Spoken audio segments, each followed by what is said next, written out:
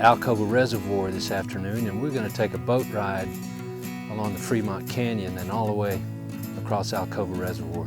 Starting at the headwaters of the Fremont Canyon, we are looking at some of the oldest rock exposed in the area, this Precambrian granite. And we're trying to establish age relationships along this boat ride, and we're going to start with the oldest rocks in these granites, and we see some cross-cutting relationships and some superposition relationships. And one of the first observations we make is this contact between a black mafic basalt dike and the granite that it's intruded into. And so this establishes a cross-cutting principle. That is, whatever unit is cutting across another unit has got to be the younger of the two. But when we look at what's on top of the granite and the basalt, we have to rely on the cross-cutting relationship once again. So we see the Flathead sandstone and the Madison limestone on top of that. And then the question becomes, what's the order of things here? And a close examination, I think you'll agree with me that the granite is the oldest of all the units.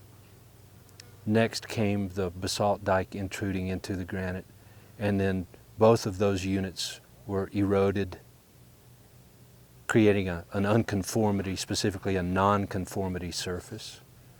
And then deposition resumed on top of those units with the Cambrian Flathead sandstone and the Madison limestone on top of that. So we know the basalt dike had to be before those sedimentary rock layers because it does not cut through them. Continuing on downriver, down the canyon, we'll see younger and younger rock units that have been deposited on top of these Cambrian Flathead sandstone and Mississippian Madison limestone, a Pennsylvanian Casper Tin Sleep formation, as it's called, which represents wind-blown dune deposits. And we can see massive, large-scale crossbeds in the Casper Tin Sleep formation that are always associated with large wind-blown dunes. Continuing up the stratigraphic column into younger and younger rocks follow Permian, Goose Egg Formation, pink and white striped colored formations, a Chugwater Formation of Triassic age. And we go all the way through the Mesozoic era with marine deposits, gradually transitioning to non-marine deposits with Lakota conglomerate, stream gravels.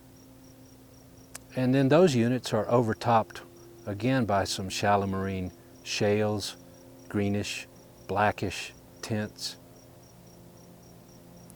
And one of the last things that we'll see on this boat ride is some deformed layers.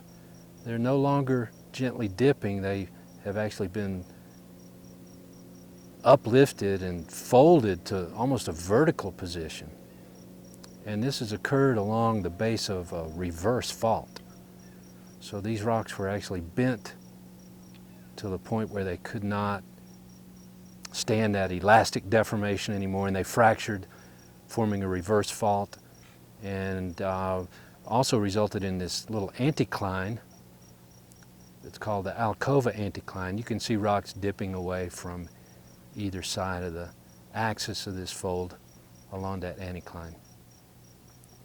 So this little boat ride has allowed us to see an entire stratigraphic section from Precambrian basement rocks all the way through Paleozoic marine sedimentary rocks, Mesozoic sedimentary, transitional marine, even continental stream deposited rocks, back to a rising sea level and near shore marine rocks again, and then finally folding and faulting of all of those rocks by tectonic event.